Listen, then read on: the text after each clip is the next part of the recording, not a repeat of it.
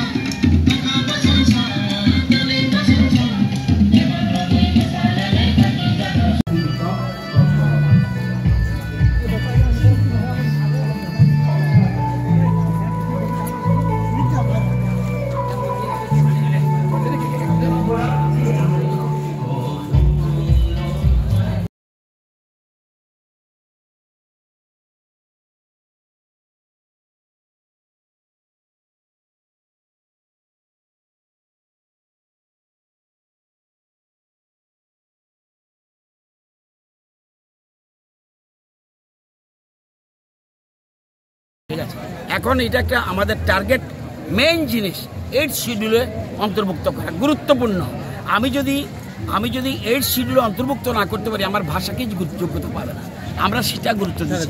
আপনার হরফটা আলাদা জিনিস, হরফ আলাদা জিনিস। হরফের জন্য একটা কমিটি রয়েছে, ইচ্ছা করলে আমি হঠাৎ করে একটা বলে দিলাম হবে না, সেজন্য ডিমান্ড রয়েছে। আমরা জানি, আমরা এই ডিমান্ডটাকে অশ্রদ্ধা করছি না, বিভিন্ন এবং বহু ডিমান্ড আছে, অশ্রদ্ধা করছি না।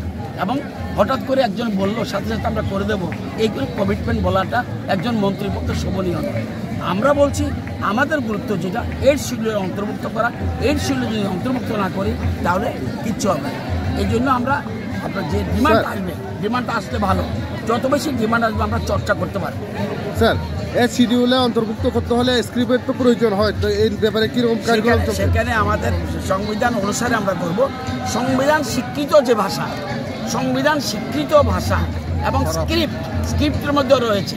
আমরা সাধারণত আমি বলছি আমরা পারতে, আমি রোমানের কথা বলছি না, আমি পারতে কোনো বিদেশি ভাষাকে ফলো করবো না। আপনারা জানেন ইংরেজি থেকে আমরা আজকে কর্তব্য পথ, আগে আমাদের রাজ্যে ব্রিটিশরা সন্ধ্যার সময় বাজেট অধিবেশন করতো, আমরা আমাদের সরকার আসার পরে এটাকে চেঞ্জ করে দিয়েছে সকাল 11টায়। তো সেই জন্য আমরা স্ক্রিপ্ট, আমরা সংবিধান স্বীকৃত এবং দেশীয় ভাষার উপরে গুরুত্ব দিতে চাইছি। এরপরেও যদি আমাদের এক্সপার্ট কমিটিরা বলে এটা করার জন্য নিশ্চয়ই করবে। ঠিক আছে, থ্যাংক ইউ স্যার।